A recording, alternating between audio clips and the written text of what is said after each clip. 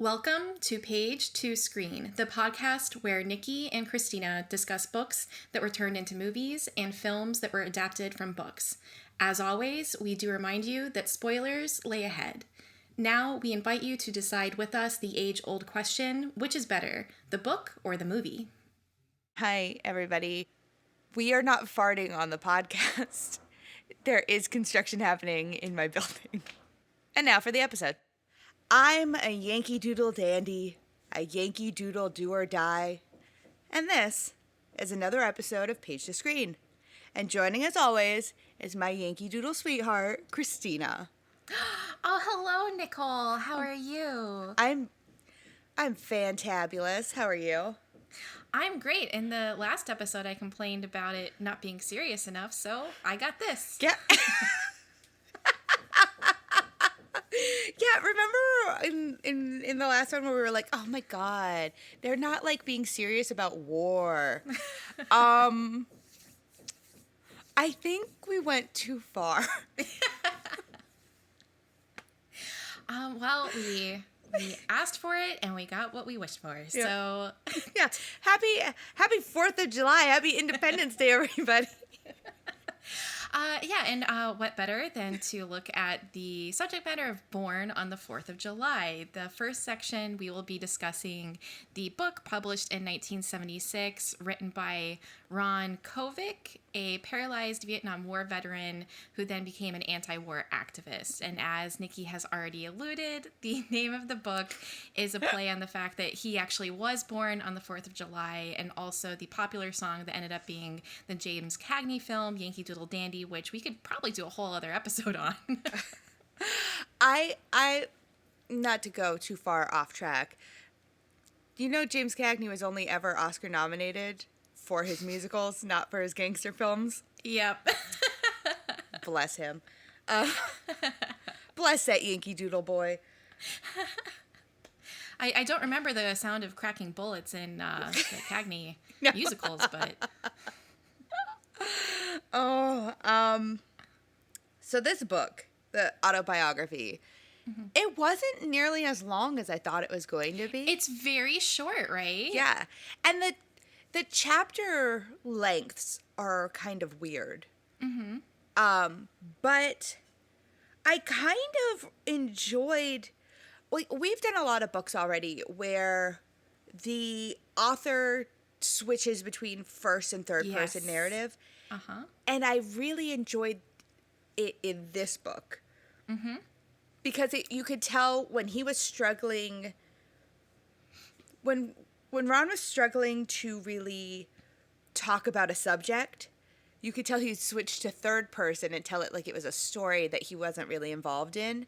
And then when he really wanted you, like when he was okay with the subject matter, it seemed like he was doing it all in first person. It's both tragic and also just extremely effective for the writing to go into this disassociative, distance where he doesn't want to actually remember that was him. It's like he has to put it as if he's telling it as a character happening. Yeah. That's something that you hear about a lot, that with writers, sometimes it's easier for them to tell their own story in a little bit of fiction rather than just tell it as a straight biography. And it made it more heartbreaking because I noticed that and I was confused, like just for the first time. And then when I realized what he was doing, it makes it more heartbreaking. Yeah, it was definitely... I mean, I have watched, all the History Channel stuff about Vietnam. We just did Forrest Gump, so we've got like a really fun, I don't want to say a fun version of Vietnam, because, I mean, we did have death there too. But reading this book was hard for me. Yeah. And I told Christina this a few days ago about this. I was actually having, I was telling Jesse this every morning too. I was having these nightmares where I was missing limbs, primarily my arm, because I sleep with my arm like under my head, and in that half awake, half asleep thing where you're just waking up, I'd look down and see my elbow from where my arm was bent, and I'd be like, "Oh my God, my arm is gone!" And it would take me, and it happened like 4 times in a row. You're like Buster in Arrested Development when he keeps seeing like hands everywhere and like freaking out. That was me. I was like, oh my God. And then I'd move and be like, oh, it's still there. But I Yeah. think it was all just a response to what I was reading in this book. This book is devastating. Like, It is devastating, and I feel like the book is more devastating with how the veterans are treated Yeah. from the very moment that they are wounded through them trying to get back into society. Like, all of that is just so devastating and heartbreaking. And that was one of the things that we liked with Forrest Gump, with Lieutenant Dan, was like his story. And then this is just straight up everything that someone like Lieutenant Dan would have had to go through. yeah, that's where I like the Forrest Gump book more than the movie, because even in the book for Forrest Gump, they mention him coming back and facing all those protesters. And that was something that, that was a big part of this book, was the protests and everything about Vietnam. And it's very eye-opening to see how many veterans were actually involved, and how the war was being marketed, I think, Right. was the most interesting part, because I felt awkward when he talks about his youth. And one of the big things he talks about is how he would go to the cinema and see all these war movies. I've seen all of these movies that he talks about, especially the John Wayne one.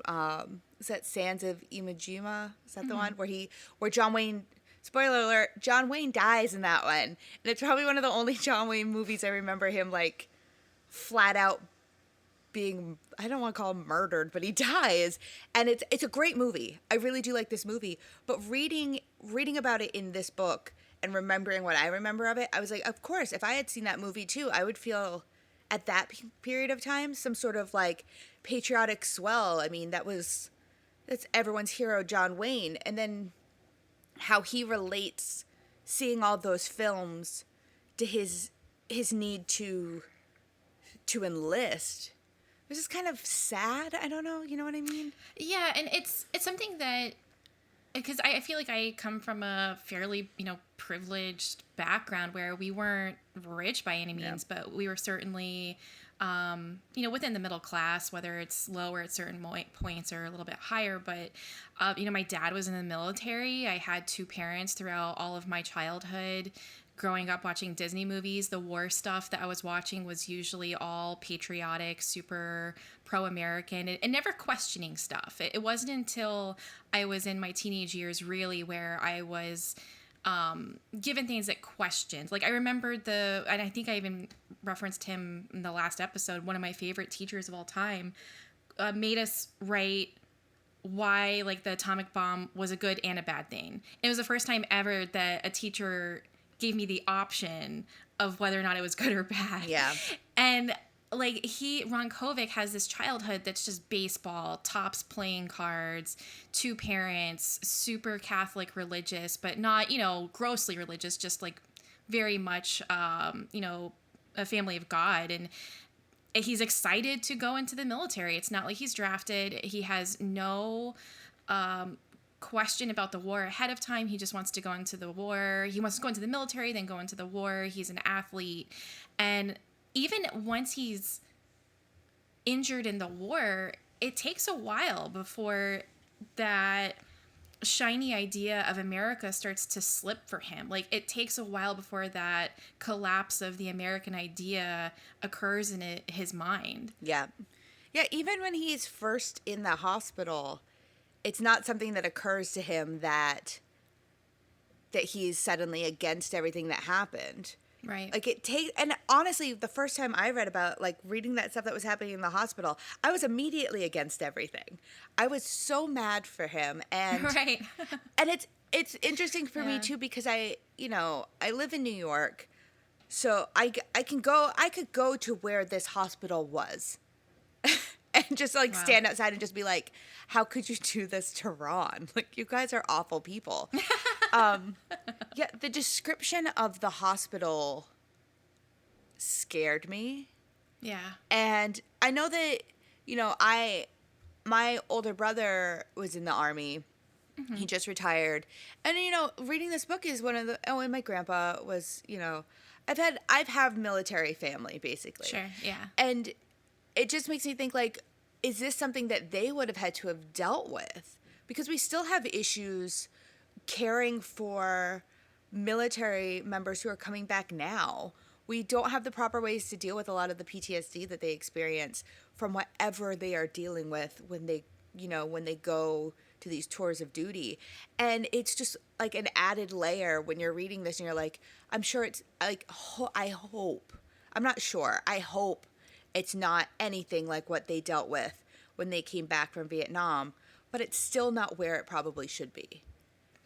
Yeah, I was just talking about this the other day with my husband, that soldiers who go in very young, straight out of high school when they're 18, they're not even old enough to drink, they're barely old enough to vote and get married, and they might have just turned like the age of consent in most states, and they're going into the military, and depending on how long they're there, by the time they get out, have they even like had to go to the grocery store before? Yeah. Have they ever even had to think about paying the light bill? There's just this regular stuff that civilians have to do, and a lot of them don't even have to like consider that. And you have to go from facing these horrors of war to just everyday life without too much buffer between. And then if you add something, and that's just for like regular life or an easier time in the military. But then when you think about adding in any type of PSD or some sort of injury or disability, I mean, it's just rough. And it makes me concerned that not everybody is getting the help that they get. Yeah. Or that they need. Yeah, and that was something that when Ron is talking about it in the book, because he is one of those, he's a young guy, he gets seriously injured, he's in a wheelchair for life, and he has to come home, and he talks about how he's never lived alone. Mm-hmm. Now he has to learn how to live life alone in a wheelchair. Like, it's so insane to think that there are people who do this, who have these experiences. Being able to read somebody's firsthand account of how that felt versus somebody's dramatized version of it in like a fiction novel and stuff like that, it was like night and day. Yeah. Ugh. Yeah, and he remembers when he was in high school and the Marines visited the high school and they were talking about them enlisting. It starts off immediately saying like, are you man enough, to do it? And it's this like masculinity thing, and he sees them, they have shiny shoes and these perfect uniforms, and when he comes back, that's not what he looks like. And that's not how it is. And he just questions why it was presented to him as one thing, and then the reality is so bleak in contrast. Yeah.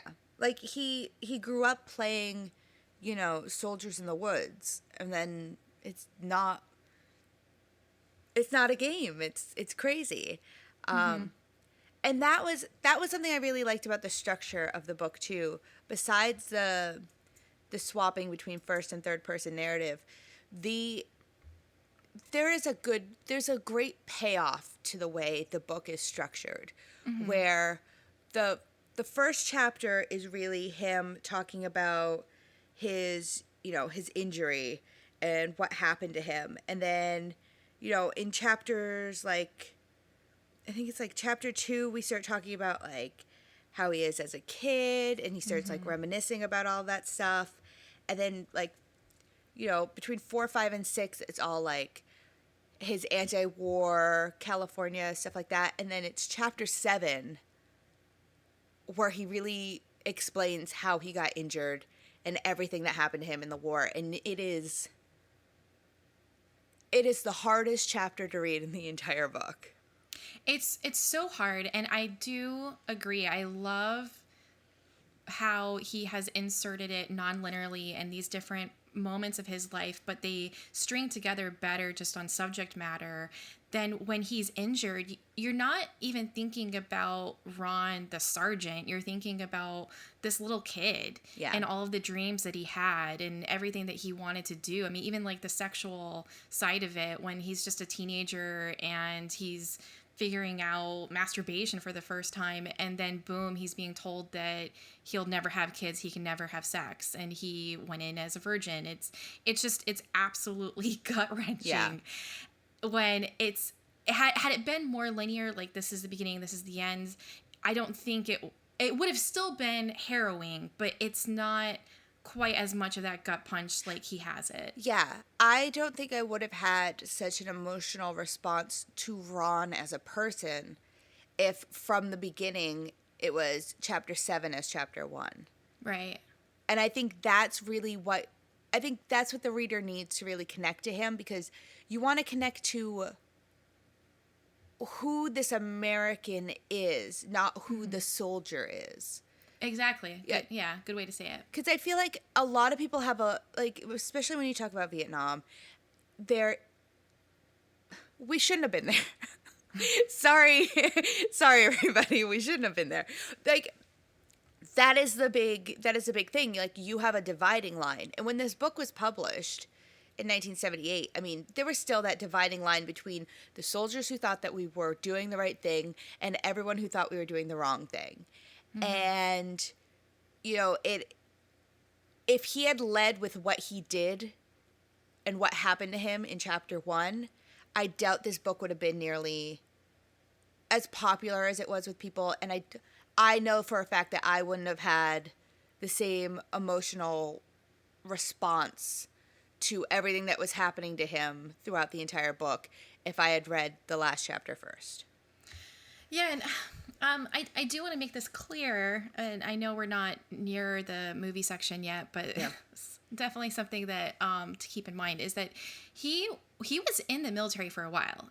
He was in the military for, I think, like 4 years, something like that, and he volunteered for Vietnam and did 2 full duties that lasted like 2 years, give or take a few months, and he was a sergeant, so he's there for a while, and he's doing well, and he already has a couple medals before the incidents that really he focuses in on as being the most, the mind-funky ones, where one was where they accidentally kill a bunch of innocents and children, and then the other one is he accidentally shoots a fellow Marine, and both scenarios are not necessarily his fault. Both of them could have been avoided, but they weren't necessarily something where he's just like bumbling through Vietnam and it happens.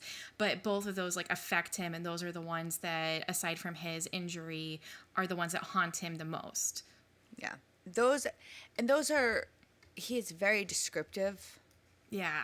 About those. And I think the hardest part about the accidental killing of one of the other Marines is when he goes to his like lieutenant or the guy above him, and he kind of does it. He's like, it was hard, right? You didn't really know what was going on, right? And it was like those interrogation videos you see on like crime shows where the cops are leading the witness.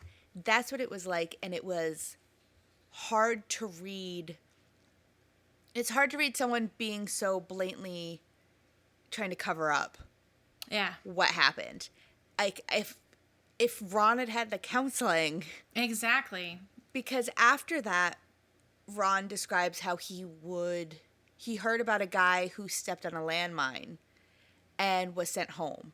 And Ron wanted nothing more than to go home. And he writes about how he knew what he was doing was crazy, but he was purposely going out at night, doing patrols by himself at night, hoping to step on landmines. Mm-hmm. And it is... Yeah. I don't know how anyone could sit with that. And that's where the rest of the book really falls into place, is when you're reading chapter 7, where he describes all of this, and you're remembering everything that he has gone through in 1 through 6, and you're like, oh my goodness, you know? Mm-hmm. Yeah, and I've never read the book. I've never watched the movie. Yeah. So I knew the basics. I knew, he's in Vietnam. He gets injured. He becomes an anti-war individual. But I guess I expected the book to be more about the horrors of Vietnam, the war. And this one, for me, like, the horrors fell less with the war and more with just these hospitals and these places that he's sent to, because they are so inhumane and so uncaring and just completely Yeah. like, I don't even have I'm speechless. Like, Yeah. I don't even have the words to explain it. It feels like it's something that the only times I've heard something so horrible are when I have read about nursing homes and nursing homes that don't have the care that they need and they don't have enough staff. The staff that is there is completely overwhelmed and they're having to make cuts, unfortunately, like where they have to. And that's horrible and it keeps me up at night. But I hadn't thought of it from a more modern war scenario. Yeah. Yeah. It was a I would say that this book is a book about war, but the war at home. Yeah. Like, yeah. it has nothing to do with it. And I was also taken aback by that because I assumed, like, the first half of the book was going to be all about Vietnam from a soldier's perspective. And it's really just about his fight for survival in America. Right. And it is, no one should have to do that. Yeah. And he says it a bunch of times too. Like, he gets arrested, he gets beat up by police officers at anti-war rallies. You know, he's in these decrepit hospitals where sometimes you only have one life-saving machine to use for all of these men who are lying in these beds. And he says, like, I fought for America.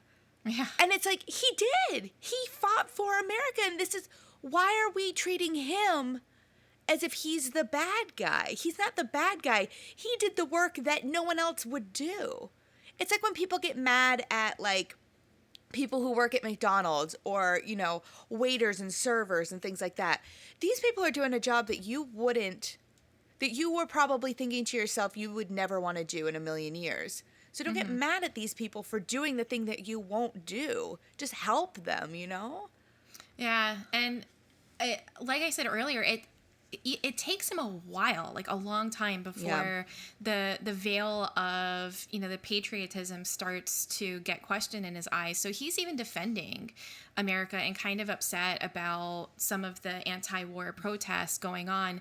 Meanwhile, they're not changing, you know, his bed, and he's seeing guys get sores, and there's just like feces on the ground and it's not getting picked up by all these other people. And then the whole, like, enema room, it's just so horrible. They're not treating people like people. I mean, there was even a joke made that they're treating it like a car wash. Yeah, the enema room was very difficult. It was very difficult. And how he talked about, like, he just close your eyes and hope for it to be over, and how he wished he could move his legs so he could get out. It was just, this book is so, anyone who reads this book, I just want to say again, it's a very heavy book, and just know that going into it.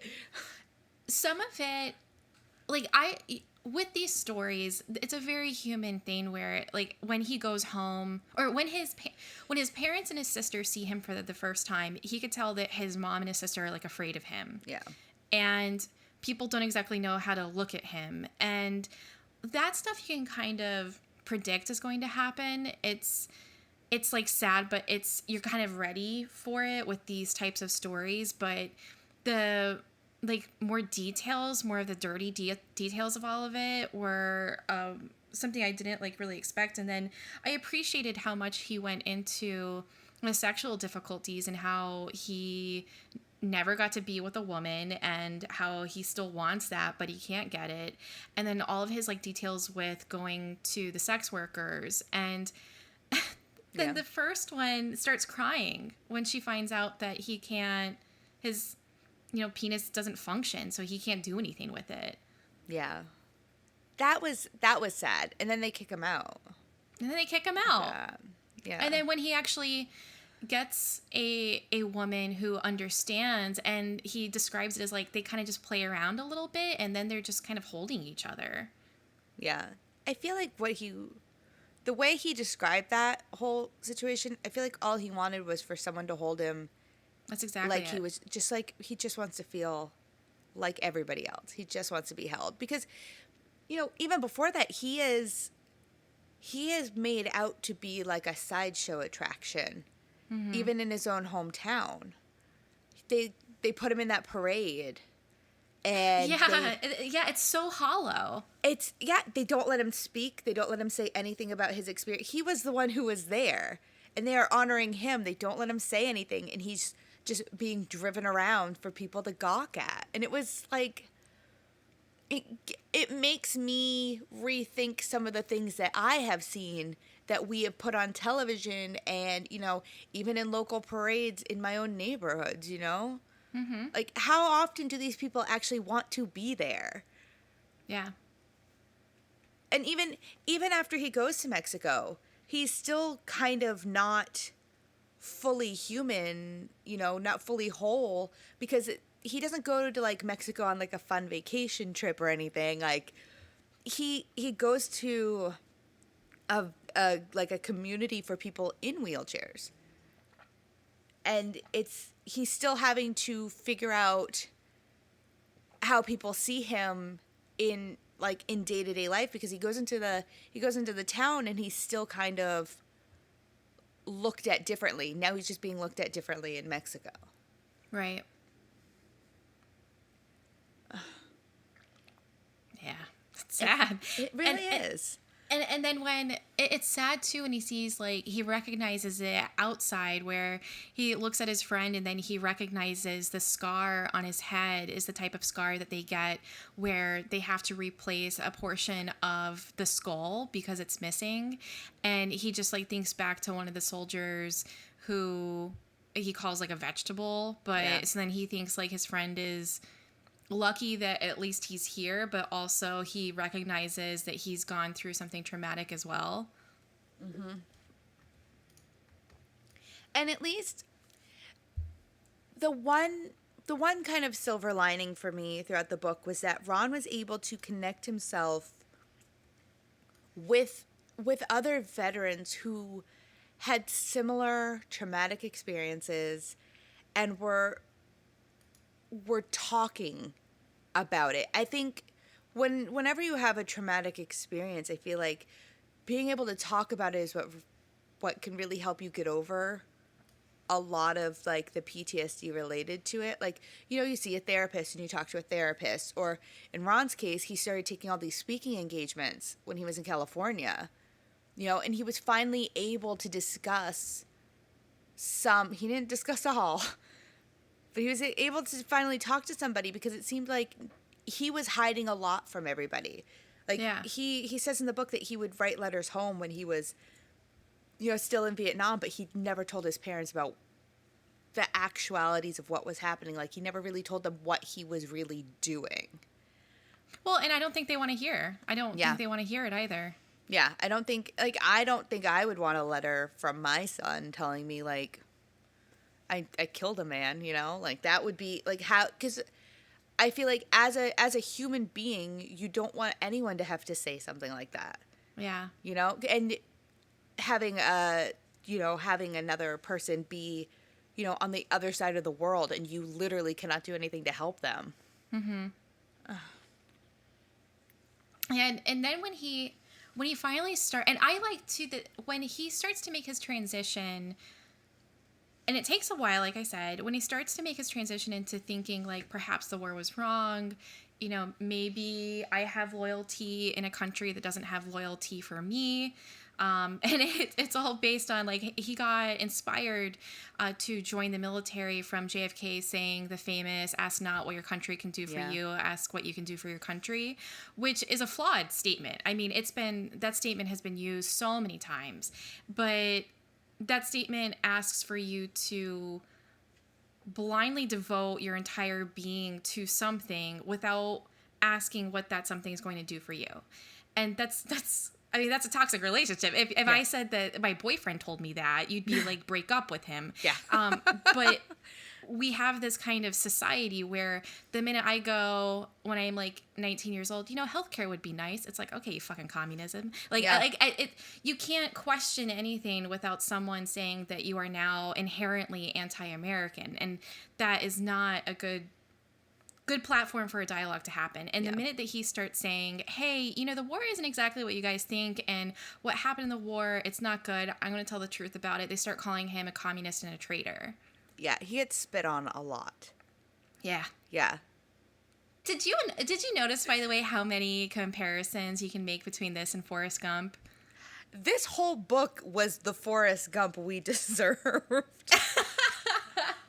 I mean, even he references Elvis. He runs a lot as a kid. I mean, there's so many. Honestly, this could have been, we talked about in the Forrest Gump episode how much we love Dan. Dan in Forrest Gump was hands down the best character. This could have been Dan's story. Mm-hmm. Because if Ron had been a little bit older and gone to college before, the whole thing, happened, just like a couple years before he went over, he could have been Dan. Yeah. And that, when you put the two of them together, especially as we did, one after the other, it's crazy. It is crazy how they really line up and they really match up. Ugh. And remember how I critiqued with Lieutenant Dan? I felt that he was slightly more of a complex character in the book. But then in the movie, I didn't like some of the representations that they made for him. And one of them, I can't remember if I said this or not, doesn't matter. One of them was like when he's like, I'm living off the government. And the way he says it in the movie, it's almost like he's lazy. And he's like glad to fuck over the government because they fucked over him. With Ron, when he was getting ready, when he was in high school, he was an athlete. He is on the wrestling team. He does like pole vaulting or whatever the hell that's called. But it is pole vaulting. What? It is pole vaulting. I've been watching a lot of the Olympic trials. You're right. It's sports stuff. I don't know. Yeah. He was into baseball. He could have gone into baseball. He's disabled. He's in a wheelchair. So the things that he was really good at before the military, he can no longer do. But the one thing that's kind of hinted at is, and part of this I just read from like his biography, but he was actually really good at communication. So he was doing the, what's it called? The SOS stuff, like boop, boop, boop, boop. What's that stuff called? Well, like yeah, Morse code. You can say Morse code. Morse code is a thing. He was doing Morse code. The on code like a by telegraph. that guy, Mr. Morse. Yeah, the telegrams. Like on the Titanic. Boop, boop, boop, boop, boop, boop, boop. Telegram. He's doing that stuff, and then after the war, that's the one thing that he's really good at, and he continues to do it. And he talks about how he is getting the checks, and he can buy stuff because he's getting the checks, but it's not exactly a rewarding life. Yeah. And he feels like he's trapped and he can't do anything. That's more of a well-rounded story of that sentence, I'm living off the government. Like, at that point, he's lost. There's nothing for him. He doesn't see a life until he finds fellow individuals with the protesters. And the protesters they're not nonviolent. They're not screaming. They're just kind of talking, and it's a lot of hippies. And I think the worst that they do is they're at like in DC at the pool, and some of them are getting naked and swimming it. Like that's the worst thing that they do. They're not violent, but he just is finding a community within them and feeling accepted for the first time. Yeah. When comparing Dan to Ron, I was upset about the fact that, like, I keep thinking back to just Dan and Forrest Gump, and how even in the book and in the movie, he kind of seems like he has nothing at all. Yeah. And Ron was able to make, like, yeah, he's in the same position as Dan. Yeah, he's not happy. He's not where he wants to be. But Ron gets a car. and he's able to drive himself, and him talking about driving really fast and really far is almost the same thing as like Forrest just running.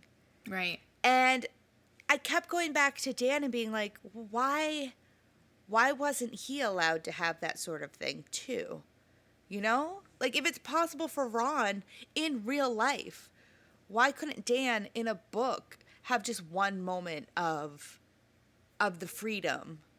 I mean, the truth is not everybody gets it. Yeah. Unfortunately. But I wanted it for Dan. Dan in the book is left with Forrest Gump dressing up as a dunce and wrestling, and that's his good part of the week. Yeah. He also gets to meet Sue, so... Well, yeah, he's got that going for him. Yeah. But back to Ron. Yeah, I loved the fact that he travels to Florida to yell at Nixon. I think that is great. I think a lot of people would have liked to yell at Nixon at some point. And I thought that was very powerful. Yeah. I think it took a lot of strength for them to go into the National Convention and be able to... They were pretty close, too. The way he describes it, they're right in front of the podium. And right. It was so good the way he described it. Because, I mean, you know, it's basically his autobiography. He was there. But it was so interesting to me how many people would not look at him. Like, refused to look, even when they were being, you know, dragged out by the police and by the security guards. And you have, who was it? Walter Cronkite was supposed to be there. Yeah, I think and so. And he was like, I swear he looked at me, and then he just immediately looked away. It was like, oh, it's one of those, like, crushing things where I think that's something I've never understood, is how somebody can see something, like an injustice happening, and just look away. Yeah. So to have that happen on such a large scale, numerous times over, and then be spit on as you're being pulled away, it was just like...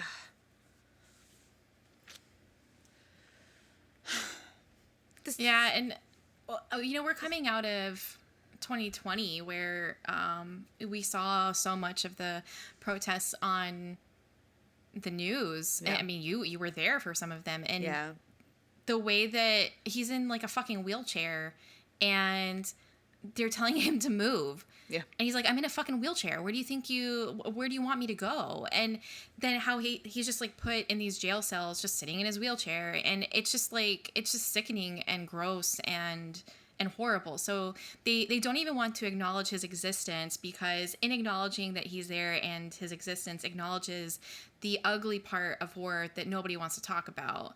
And then when he wants to complain about it and say, this isn't right, we need to talk about this, they just want to throw him in a box and forget about him for a while.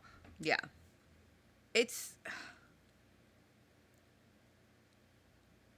is just awful, especially when you think about the fact that, you know, we really didn't have ADA requirements for wheelchairs for the longest time. And the reason I know this, and I'm sure a lot of Disney people also know, that we didn't have ADA requirements until, I think it was the 80s, because when Walt Disney World, and I'm sure it's the same in Disneyland, I've never been to Disneyland, but at Walt Disney World, for the longest time, if you were in a wheelchair, they had to bring you in a second entrance on all the rides. You couldn't go through the standard entrance because they weren't ADA compliant. And you add that to the fact that we have all of these Americans coming back from a war we put them in, and we can't help them. Yeah. Because there are no rules and regulations put into place to help these people. So yeah, they're sitting in, he gets arrested and is sitting in that jail cell, or they put him in the back of that police car and they tell him to move over, and he's like, I have no leg muscles. Like, I can't do that. And it was just like,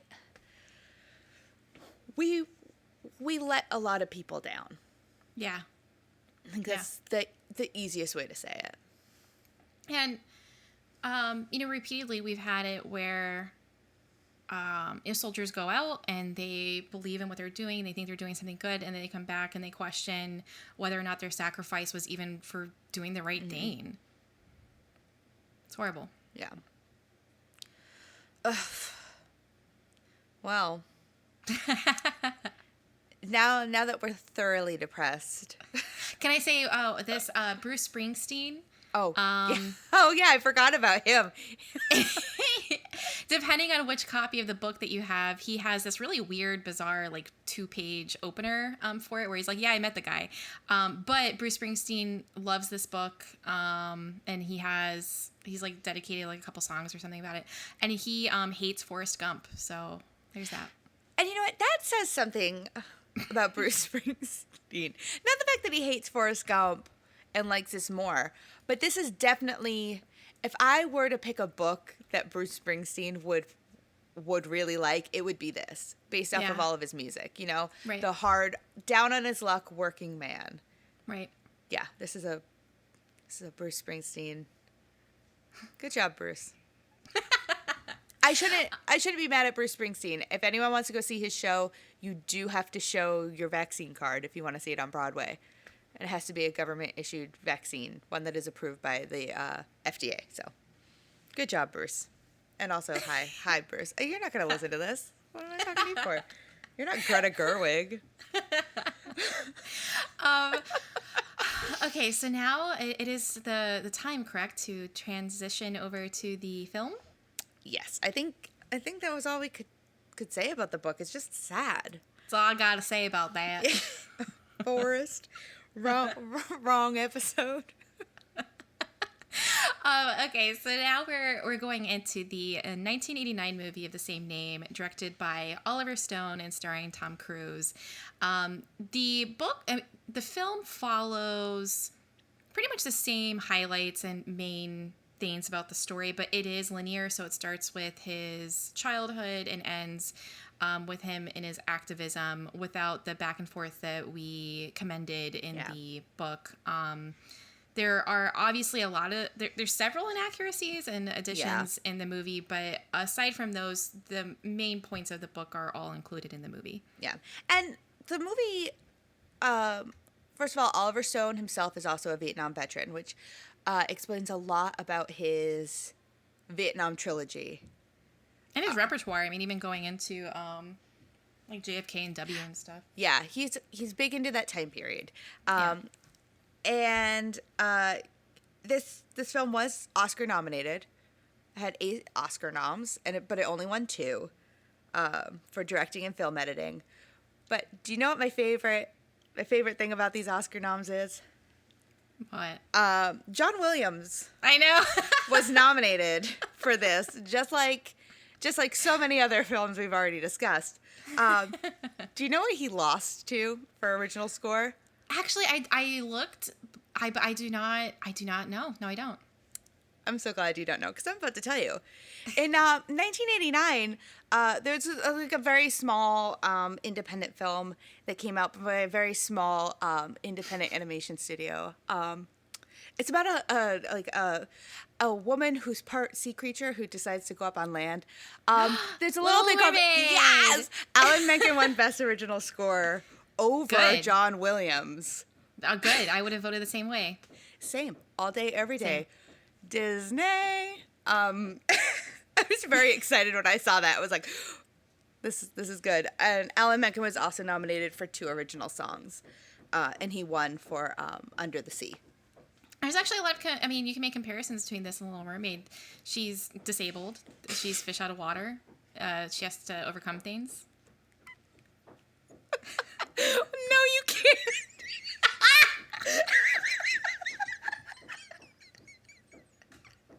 I honestly think The Little Mermaid's a better movie. Same.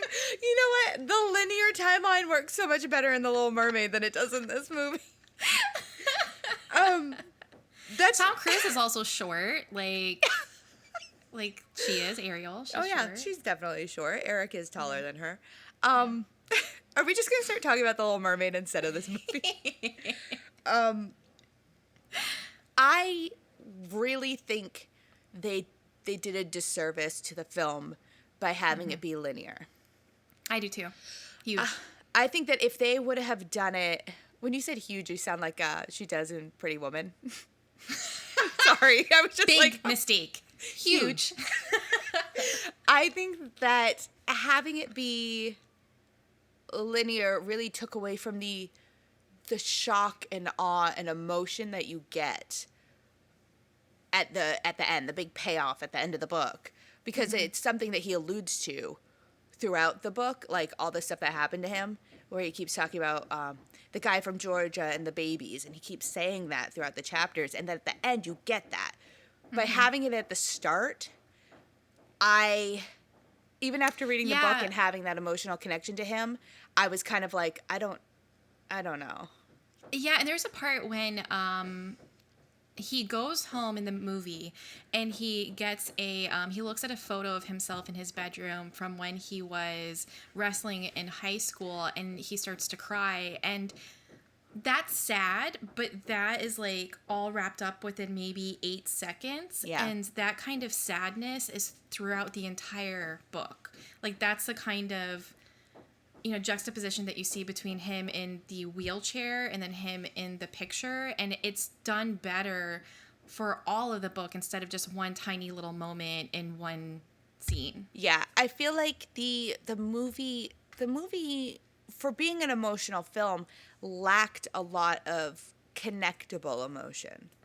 Yes. Where I saw Tom Cruise being emotional, but I didn't feel the emotions with him. Whereas in the book, I was very invested in what was going on with Ron. Yeah, it feels very forced, and I thought that Tom Cruise is actually pretty. I'm not a huge Tom Cruise fan, even though I've seen almost all of his movies.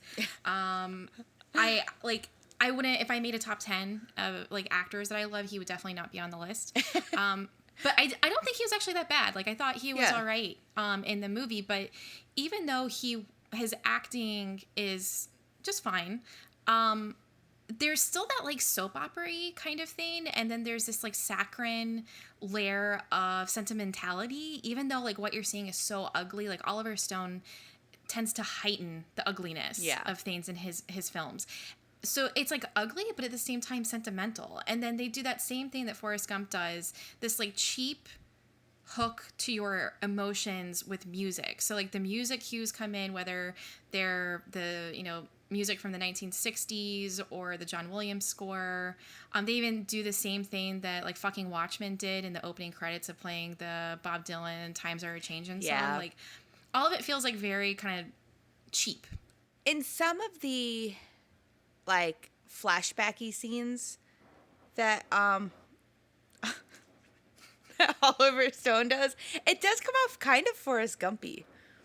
Yeah, because when you're talking about the music and everything like that too, it's very much I think what Forrest Gump does is keep that nostalgia throughout the whole film, and what I think Born on the 4th of July does is it tries to lull you into a false sense of security. Right. Oh, this is the idyllic America, and then boom, war, and you're like, oh crap. But he sacrificed a lot. And I know that he worked on the screenplay with Ron Kovic. So I am curious about how much of Oliver Stone's experience in Vietnam related to what Ron was doing, and they put some of that into the script, and how much of the script was Ron's fantasy life. Yeah. Because they introduce, first of all, Ron's family in the movie grows by 10. Yeah. Suddenly he has 8 brothers and sisters. It's like watching the Brady Bunch. I don't know where they all came from. They condensed all of his friends. Instead of having a section in the movie where you meet all of his friends and everything, they condensed it all as his family. But they introduce Kira Sedgwick as a love interest. We didn't need that. It's so completely unnecessary. We don't need a love interest. This isn't this is not a book or a movie about a man. It is not Forrest Gump. His purpose isn't to fall in love with Jenny. His purpose, in his mind, was to go to war and be like the greatest American he could be.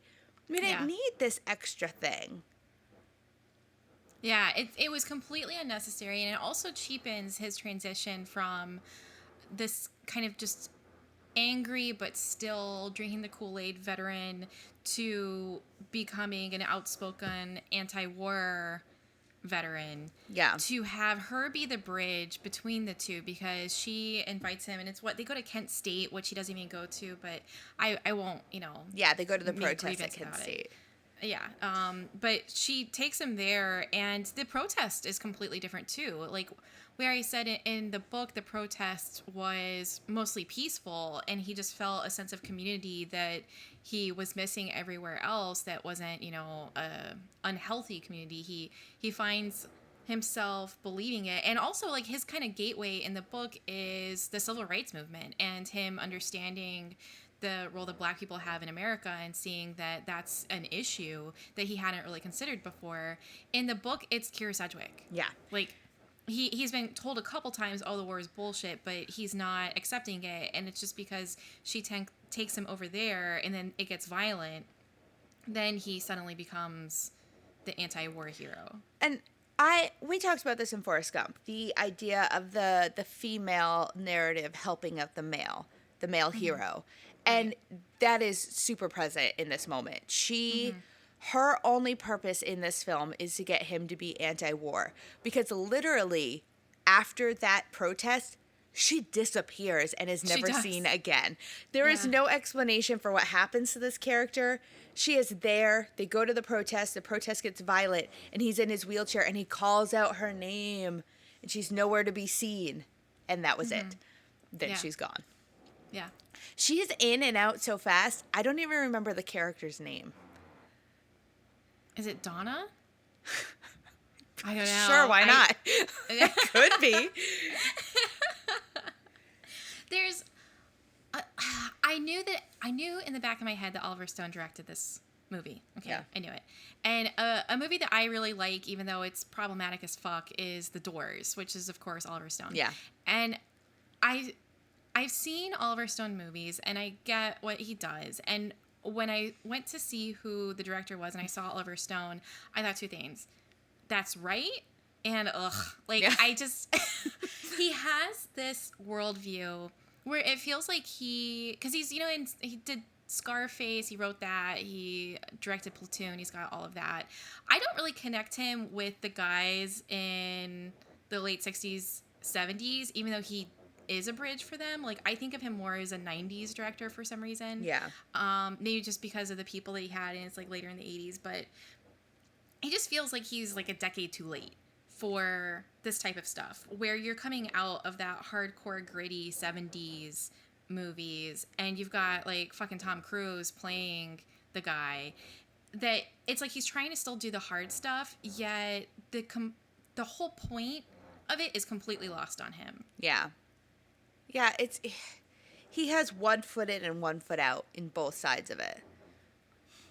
With the war scene, he condenses all of the war into this one event, and he makes it sound... If I didn't know anything, I would have thought, well, why the fuck was this guy in a war? He's bumbling, and he's scared, and he's incompetent.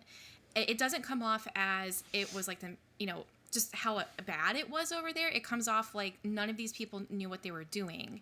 And you would have never guessed that this is someone who was in the war for 4 years, 2 different...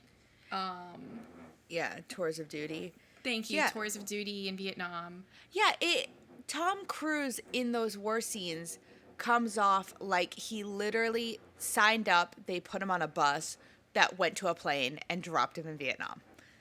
Yeah. It's like, you're an actor. Your job is to make me believe that you are actually fighting in a war. You met the guy who wrote the book. And in the book, he doesn't talk about how incompetent he was. In fact, in the book, he is constantly saying how his men were running away, and he was the strong man who stood up and fought. Yeah. Yeah. Well. I mean, that's what he says. That's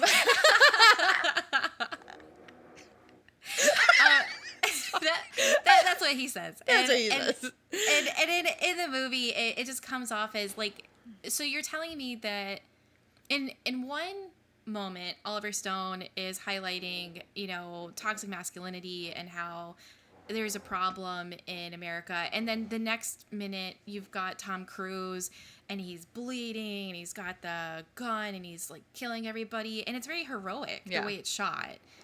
Oh, he has like, the slow-mo too, where he's all the slow-mos he's are killing going me. back, and then the bullet hits him, and then that big spurt of blood onto that orangey red sky. Please. Yeah. And it's weird because like the enema scene is so horrible and harrowing. Yeah. The VA scenes are so difficult to watch. Like, I thought it was hard to read. They were actually, if possible, more difficult to watch. But it just feels like those are such a small portion of the movie. This is the VA hospitals where I get kind of confused, and I don't know if it's because maybe this is because Oliver Stone, I think, was also wounded when he was in Vietnam. So maybe he had a different hospital view than Ron did. But there is no description when talking about the VA hospitals of race or religious background or anything about who is working on Ron in these hospitals. Correct. So you can guess that there's one male nurse who assists Ron, and the way that he is written, you can kind of guess that he may be a black man, but by and far there is no description beyond just them being there and what they're saying and what they're doing. And in the book, it's described that the nurses and the orderlies and everyone are kind of like joking around a lot. They're kind of lazy. They are playing cards in the enema room when no one's in there. There's a lot going on that isn't doctorly. So Oliver Stone, I'd like to ask, why did you make all the people who work in the hospital people of color? Can you talk to me about that one for a minute? It was shocking, and you can't unsee it. The minute that you get the first shot of the hospital, I'm like, are you for real? And then it just kept going. Every single person that you saw was a person of color, and the only exception is the doctor, who's a white man. Yeah. I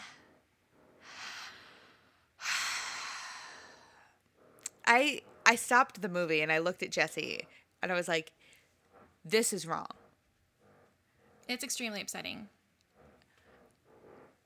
They're leaning in hard to racial stereotypes in this, because there's also stuff that happens that is not described at all in the book, including one of the orderlies doing drugs in a supply closet.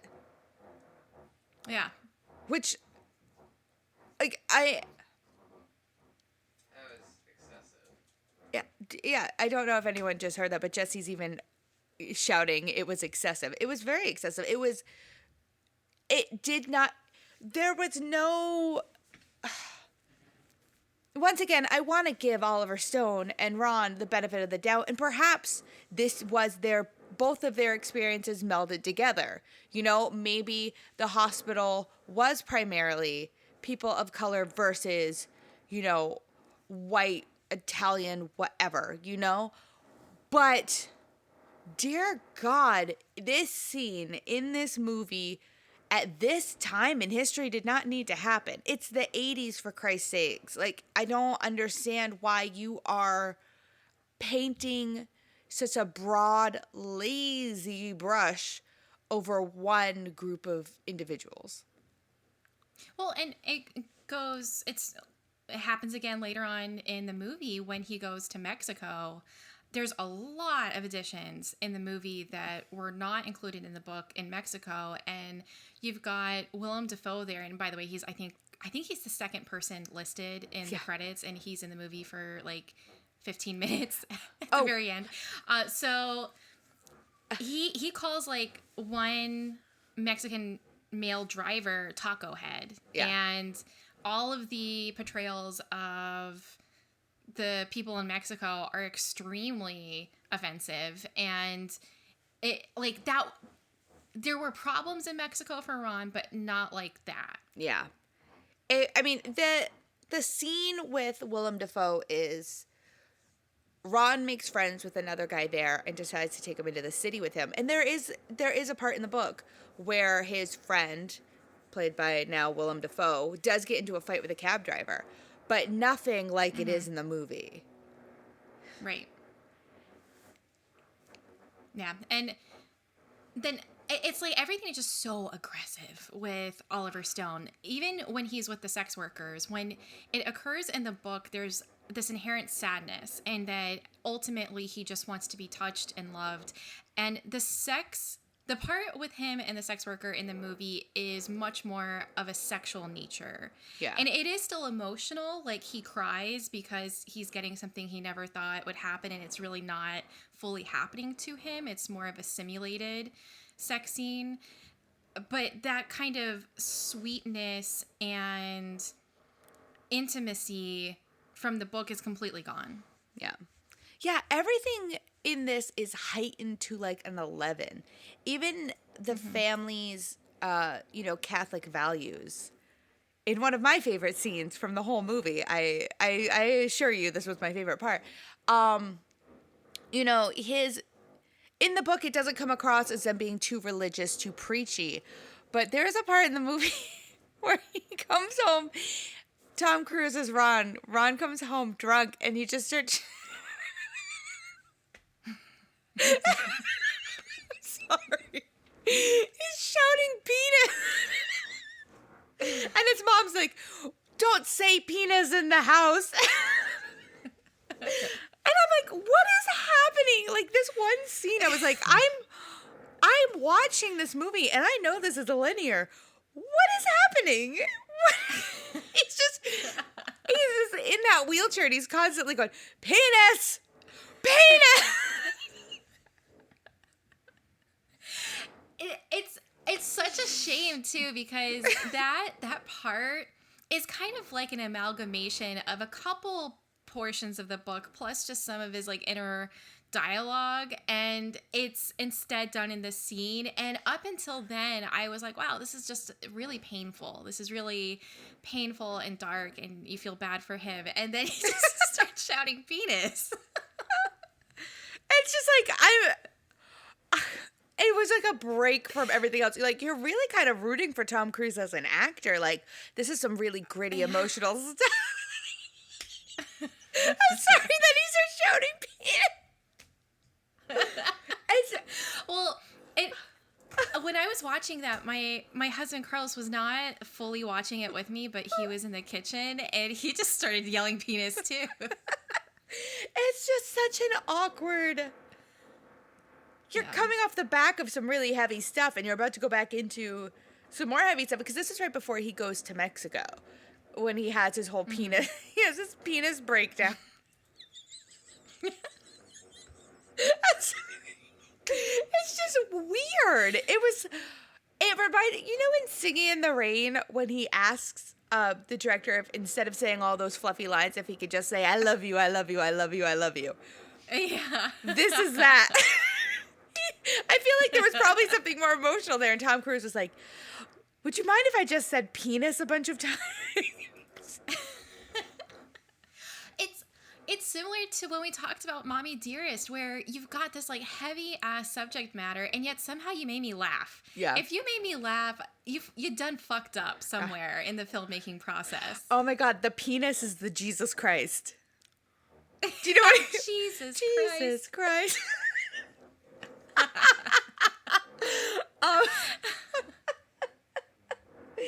It is that being added in there, some of that stuff in Mexico being added in there, I don't think that's nearly as bad as the trip to Georgia being added in the film. Which, again, is total fabrication. After watching the movie, I did do a deep dive and I was like, was this something that he did after publication of his book where he went and saw the family? No. It's like, this is where I'm wondering, like, when Ron was working with Oliver Stone, was it Oliver Stone's idea to add a little bit more emotion into it to kind of, you know, give Ron some sort of like you know, Forgiveness.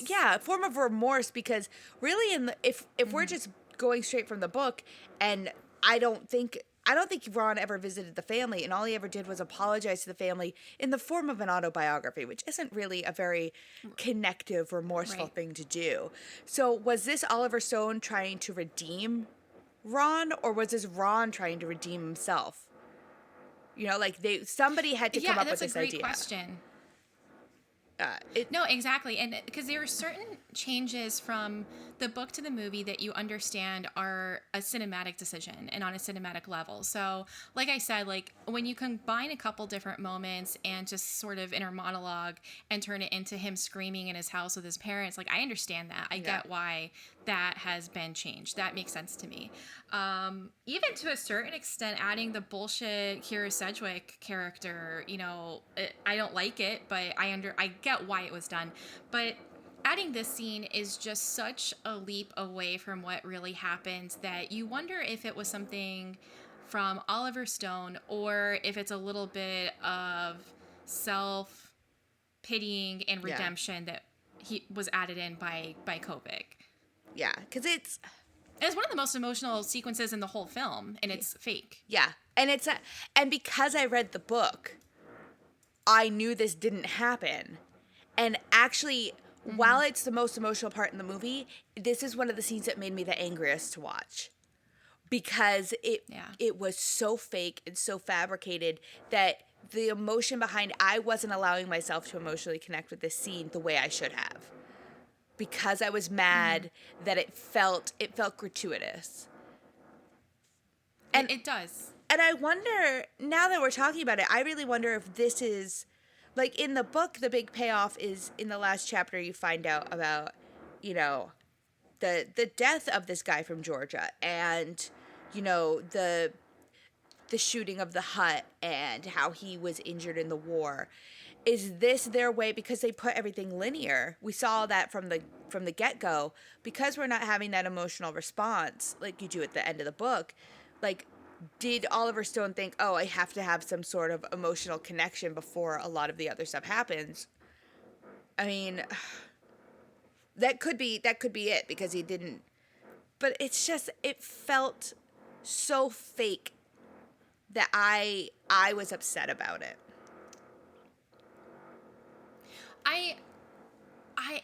It upsets me that Oliver Stone won for this movie, much less was nominated, because I think that it is a failure on a directorial level. Portions of it seem fake and fraudulent, and you've got things that I know a lot of audiences don't care about, which are just misrepresentations and blatant factual fabrications. That for people like us who've read the book, it just lacks focus. And then on an artistic level, what's the point of this movie? What's like the soul behind it? It's strange because I feel like it loses focus. And from a director, that's the last thing that you want to have happen. And where there may be more truth in art, there is no truth here. There's no truth from a way that I'm supposed to be feeling about what has happened in real life or what I'm seeing on screen. It's just hollow. Yeah, they omitted a lot of the things that would have connected us a lot more, and added in so many fabricated items that you're kind of like, this is why I love when you and I both haven't read the book and haven't seen the movie, and we get to Yeah. read the Yeah. book first, because we talk about that a lot, where it's like, man, I wish I would have been able to read the book before I saw the movie. I am so glad I read this book before I saw this movie. Just Yeah. like it's like I'm like running out of words to describe what I'm trying to say here. I really do think that Oliver Stone was very heavy-handed in what he assumed we needed to see. And that left a lot of the stuff that I enjoyed from the book not being there. Like I I liked that Ron really tried to be a normal person when he came back from Vietnam. Like he went to college after Vietnam, but it was hard for him to focus, and then he was only there for like, I think he says he was there for maybe like a year or two, because he had never lived at home by himself, and then he left and went back home. And he's doing, like, you're watching his journey as he tries to figure out what it means to be not only like a functioning adult, but a functioning adult in a wheelchair. And Yeah. when we transition to the movie, we don't have that. We have him, it's the Forrest Gump effect. Things are thrust on him versus him making the decision. Because in the book, he Yeah. decides to go to Mexico. He decides to go to California. He decides. In this, he goes home. Then his family makes him go to Mexico. You know? And it all just trickles from there. Yeah. The only people I know who have watched this movie, I believe, liked it. So when I found myself not liking it, I was like, oh God, maybe something's going to change between now and the end of the movie. And I still didn't like it afterwards. So when I went to look at reviews of the movie, I thought, well, surely someone else has noticed some of these things.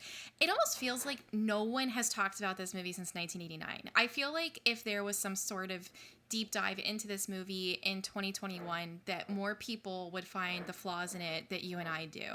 Yeah. But all of the reviews that I was finding were from 1989, 1990. And the only one that I found that was not a positive review was from Pauline Kael. And I usually don't even like some of her reviews. Like, she tends to see things that I am in complete disagreement with. But out of her piece on this movie, there was this one, two sentences that I thought was just perfect. It's simple and to the point and exactly how I feel. She says, Kovic's book is simple and explicit. He states his case in plain, angry words. Stone's movie yells at you for 2 hours and 25 minutes without a reason why. Yeah. I see no fault in that review. Yeah, I looked at a lot of reviews too, and it was just like, why are we praising this? I don't. What version of the book did you read? Did you read the one that has the it's like two different openers? One's Bruce Springsteen, the other one is Kovic, or did you read the one prior to that? I read the one with Kovic, where he talks about like how long it took him to how it was like, oh, it only took me a month writing back both pages, front and back, blah, blah, blah. I read that one. I did not read Bruce Springsteen's version of the book. Okay, so it's really unnecessary. It's literally like, I met the guy. So the Kovic one, if we read the same one, I was really in love with it because he's so positive.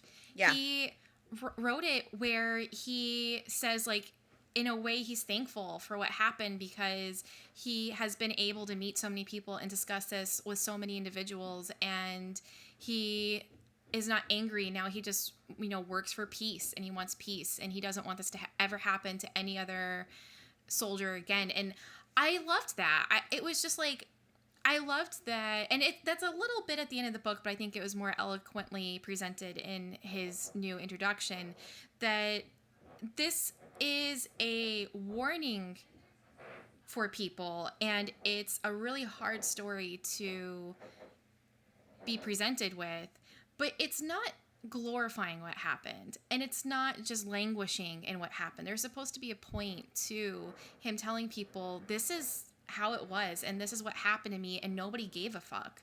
And I don't think that movie does it.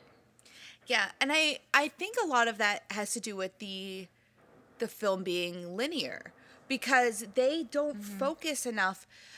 With it being non-linear, we immediately see the hardships that he went through.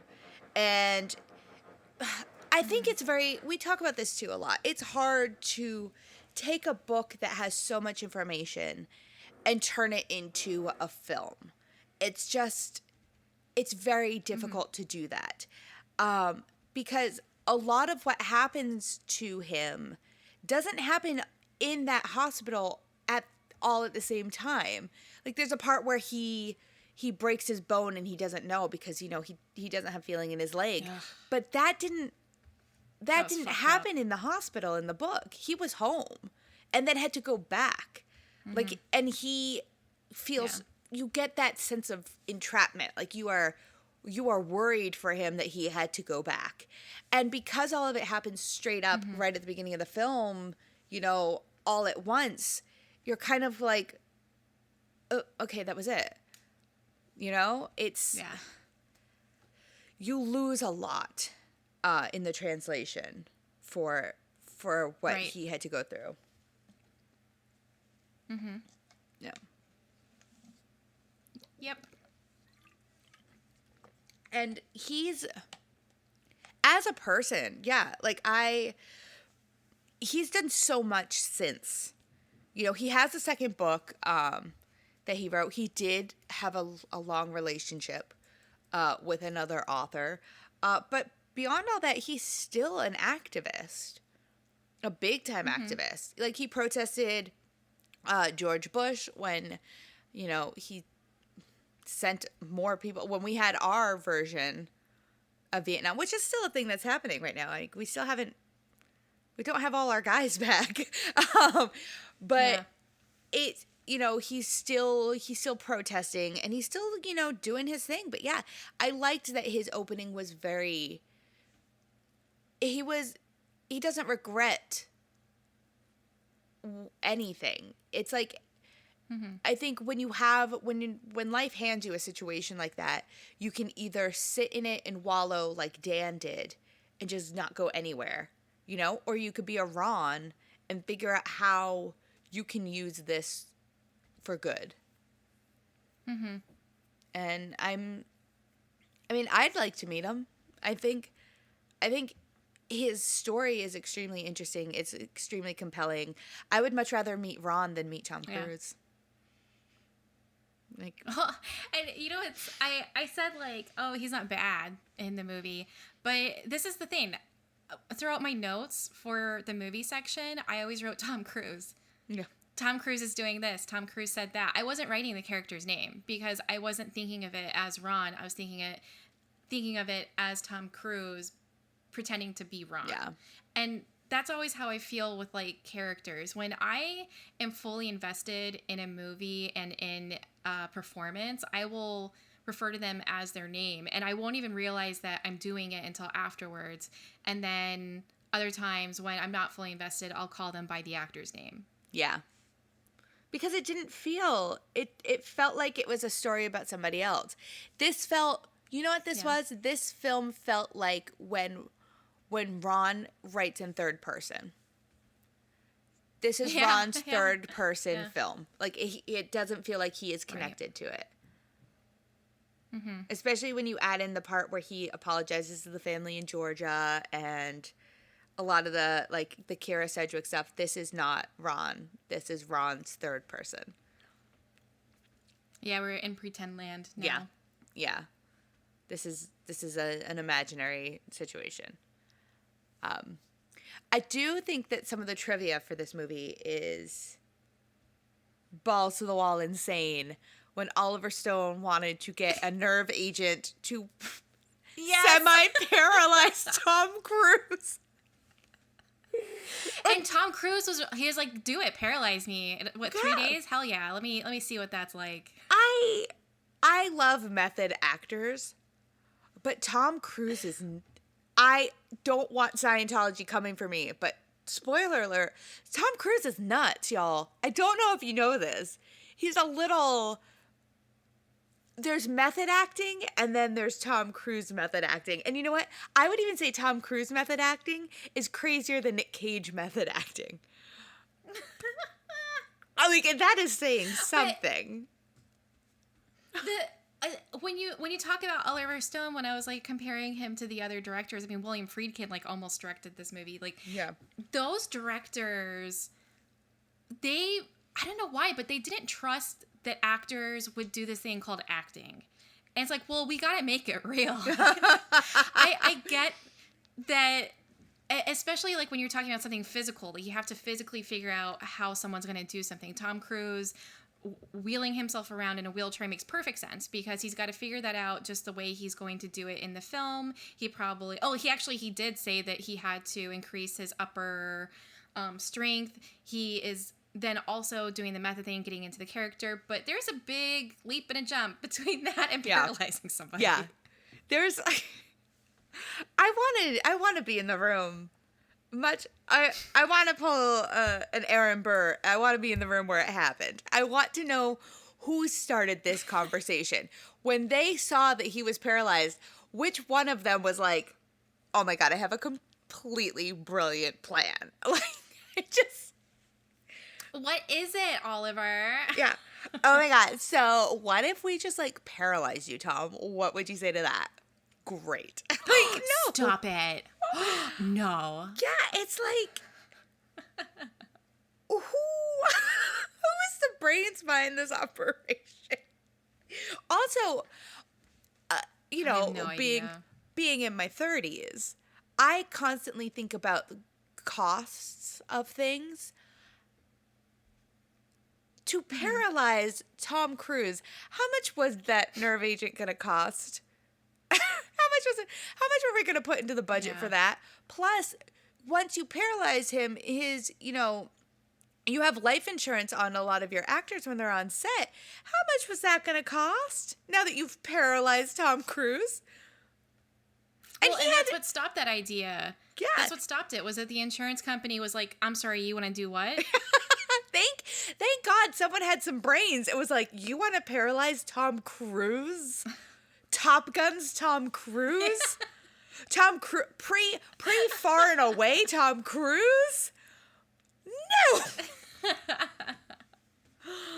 Oh my goodness. He hasn't filmed an interview with a vampire yet. You cannot paralyze him. I have a lot of feelings about that. And what's funny is, because it's crazy. It is. It's nuts. And what's interesting is that Nicolas Cage almost played this part. I bet you $100 Nicolas Cage would have paralyzed himself. He just would have been like, let's do it. He would have done it himself. He would just have like, give me the nerve agent. Nobody needs to know. Back at the house in California. Yeah. I'll just get the snake to bite my lower spine and I'll do it myself. He comes in and he's like, I've got this. We're going to steal the nerve agent. Don't have to pay for it if you steal it. Like, no, we are not stealing anything, Nick Cage. It's just, I actually think, even though I can talk some shit about Tom Cruise, like, I do think that out of all of the names that I saw for this movie, that he was the best out of them, the best pick, because early on they were talking Al Pacino, Tom Cruise, was one of them. Charlie Sheen, like, was mad that he didn't get cast. Oh, yeah. There is, like, a boyishness about Tom Cruise, and he's got that, the blue eyes, the darker hair, the all-American thing going on. You believe that he was this good old, like, American boy before being sent off to Vietnam. Like, that's completely believable, and the others in that list are not. I think he does a good job of being pre-Vietnam, but I still struggle with him post-Vietnam. Yeah, it feels like a wig is acting. Yeah, it feels very put on. Like, his aggression towards everything doesn't it's very surface level. Like, I don't think, even though he tried very hard to be method, he bought a wheelchair, he was hanging out with Ron in a wheelchair. They both got kicked out of a store because they were leaving scuff marks on the floor. Like, it is, that these are things that are happening, but it all it all feels very superficial post-Vietnam. Whereas Yeah. I think that some of the other names that were thrown around would have been better post-Vietnam, but not very good pre-Vietnam. Sure. Yeah. Yeah. No, that's fair.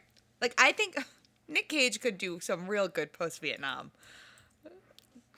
Man, Nick Cage is so unpredictable. You don't know what you're gonna get in that box. I know. I know. That's why I'm like, there's a scene that happens in Mexico that I think would have been really great with Nick Cage.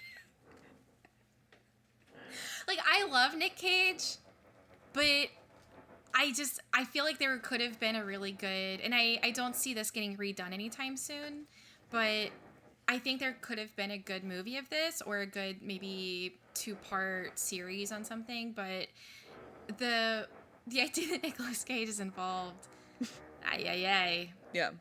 You know what? Actually, yeah. that is something I would like to see. I would love to see a, like, Band of Brothers style HBO, Yeah. like 7 chapters, 7 parts, a 7-part series born on the 4th of July, where goes directly page to TV. You know, that I think would really, I feel like that would be better than the film. Real quick, who would you cast? Ooh, oh my goodness. Oh, I hate when you put me on the spot like that. Are we talking modern times now, or are we talking? If you found out that HBO is doing a 2-part film, Born on the 4th of July, let's not get too crazy with it, but it's got a director who we think might do good. Yeah. And then who would you be like, okay, this is the guy who I would cast? Well, I would make Bryan Cranston be the dad. Perfect. I think that would be a good, I think he'd be a good dad person. Oh my goodness. Because honestly, when I was reading the book, I could see Bryan Cranston be as the dad. He just seems all I just American. came up with somebody. Ooh, who? Say it. Okay. Dan Stevens. That would be good. He does seem very Because all-American for being a British guy. he's got, I don't know if he can do an American accent. No, he can't do an American accent. Yeah, he can do American accents. So, but he's got those, like, the blue eyes, and he can be, like, a dirty blonde or something, like, younger. But then, I don't know if you saw the movie Apostle, and he gets, like, beat to shit in that movie. So he can definitely do the Vietnam stuff, and I can see him being able to do the post-Vietnam run as well. Nicholas Hoult. I would put him in this. I love that too. I think he would be good. We are not casting Americans in this American film. Nope. Americans can't play Americans. Yeah. My God, we have to outsource. Or even like maybe Josh Hutcherson, but that could be a stretch. But I think because he's older, I think he'd be able to play off some of that other stuff. I mean, you know who would be all American, and I imagine he's looking to really gritty up his image. Probably Zac Efron. I could see my husband voting yes for Zac Efron, but I would not. Yeah, I'm on the fence about Zac Efron. You like Zac Efron? I like Zac Efron? Oh my God, no! I've got the perfect person. I have the perfect person. If we are outsourcing Americans, I think it should be Daniel Radcliffe. No. Yeah. Well. Yeah. Yeah. Oh, wait. Huh. Don't think about too much about the pre-Vietnam stuff. Think about post-Vietnam.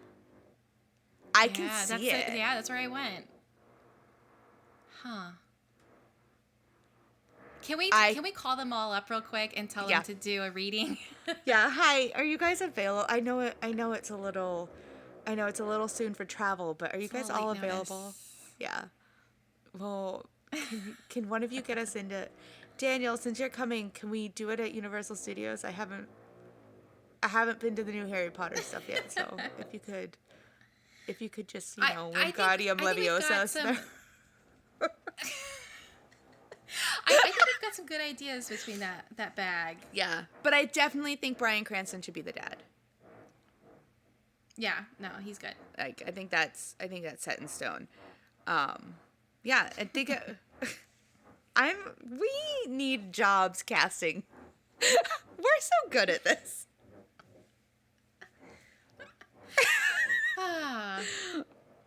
Brilliant.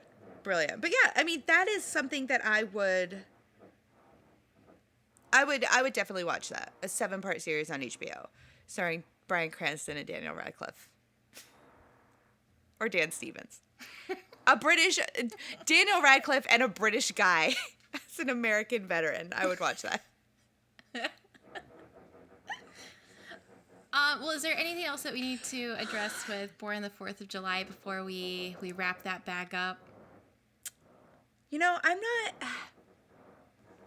don't think so. I think we really covered it all. I mean, I guess the big question I would have for you, though, because it is no Rosemary's Baby and nothing ever will be. I mean, would you recommend this movie to other people after everything that we talked about? Yeah, same. Like, I was trying to think about it because the book list is coming up next. And I was trying to think about it in like an actualized, like, oh, how often would I want to watch this movie? How often would I want to read this book? You know? And I definitely thought, like, I couldn't recommend this movie to anybody. Yeah, and the problem that I have with the movie is that,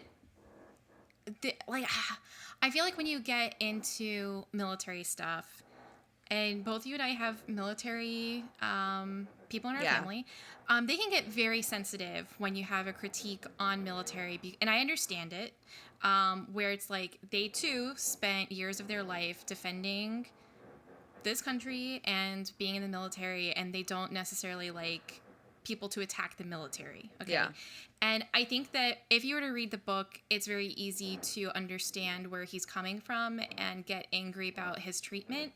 And it's not even necessarily about the war.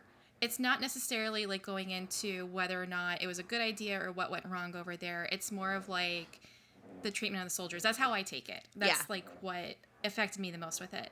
The movie, I think, is very muddy. I think that the movie doesn't sell you hard on any of it, and it makes it almost more about the war without going into the reason why it was such a disaster over there.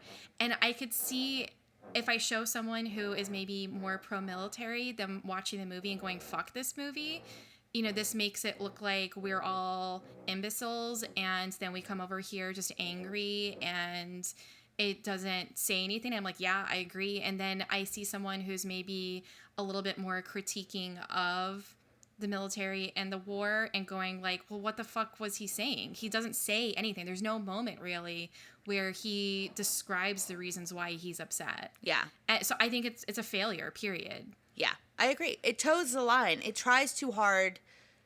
It feels like it tries too hard to please everybody and pleases nobody at the same time. Mm-hmm. Like, so, okay. I'm glad we're on the same page there with that one. But what about the book? Would you recommend the book?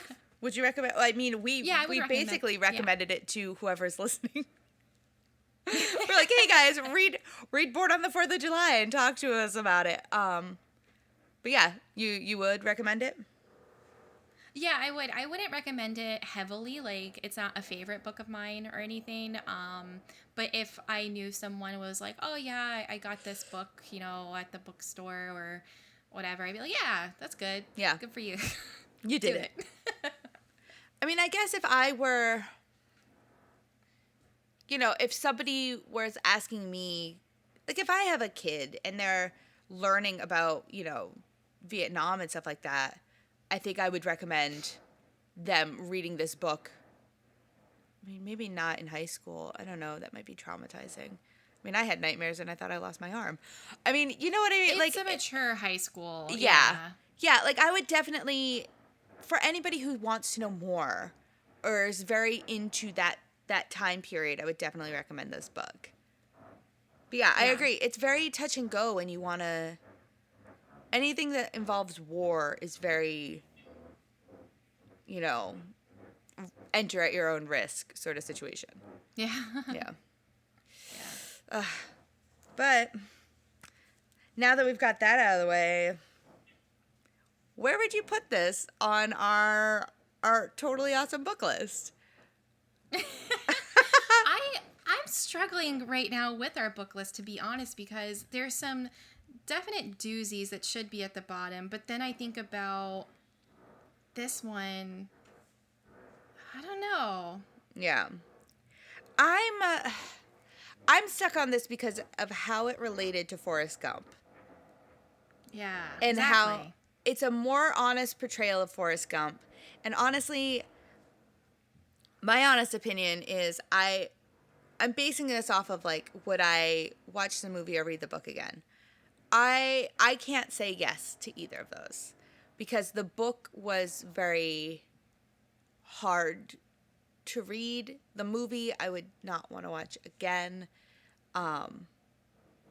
But I liked this book more than I liked reading Forrest Gump.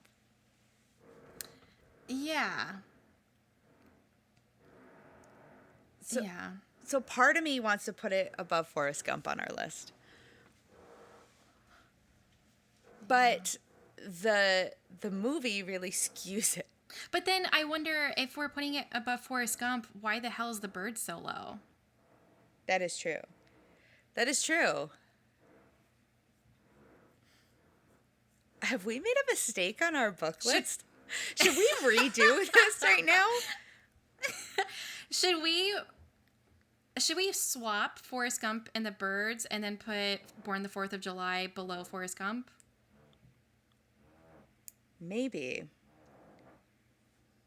I would recommend the birds, both the short story and the movie, to more people, and both are better than the book and the movie Forrest Gump. Yeah, and I would definitely recommend the Birds movie over Born on the 4th of July any day of the week, night or day, 24 hours. Yeah. Yeah, so I think it's time to do a massive switch up. Okay. I'm ready.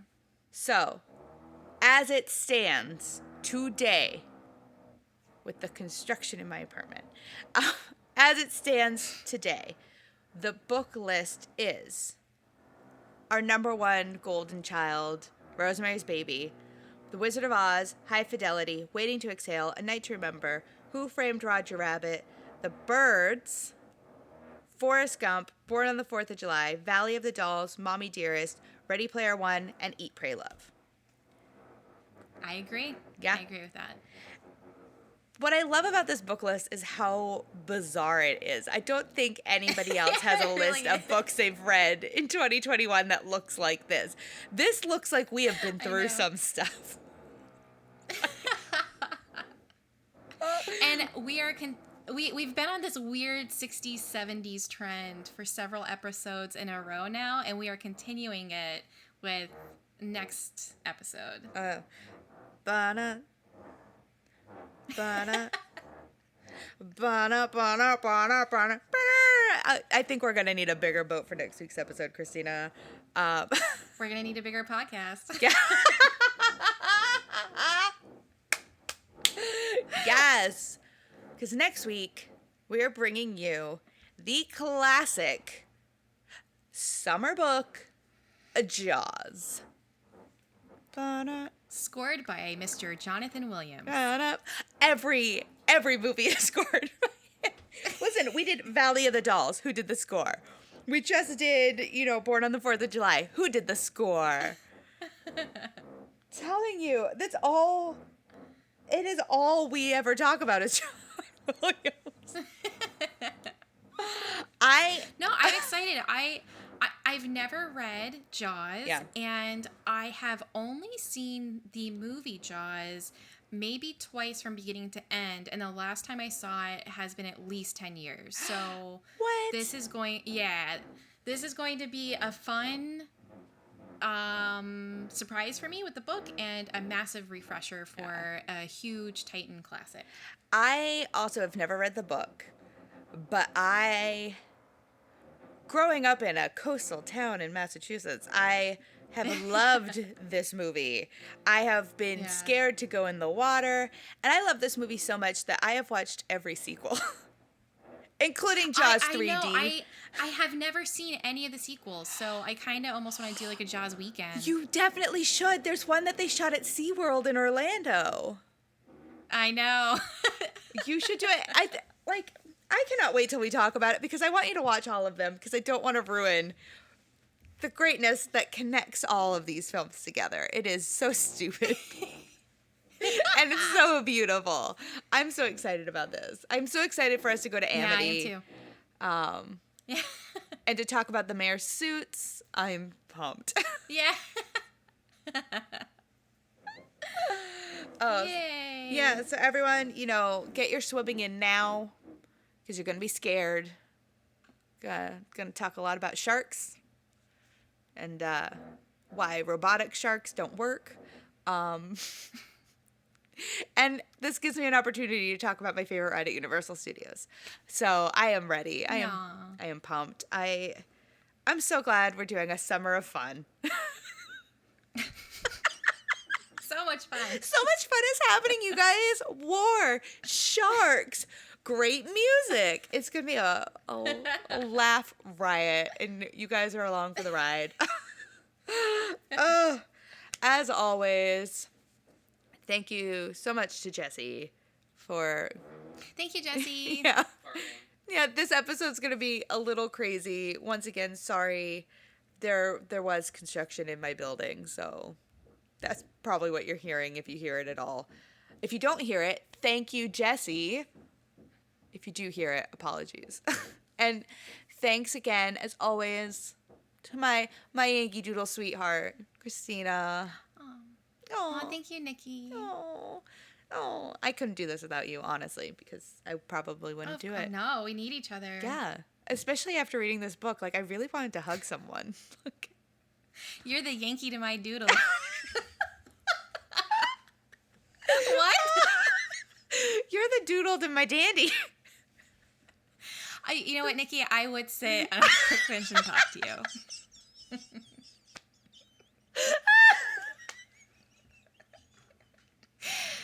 Thank you. Thank you. Thank you You're so welcome. much. Please keep talking to me. Oh my goodness. Okay, Christina. I have to go read a book about sharks now. Oh, same, me too. All right. Oh, wow, that's so crazy. See you next time. What a coincidence. Bye, Christina. Bye, Nikki. Bye.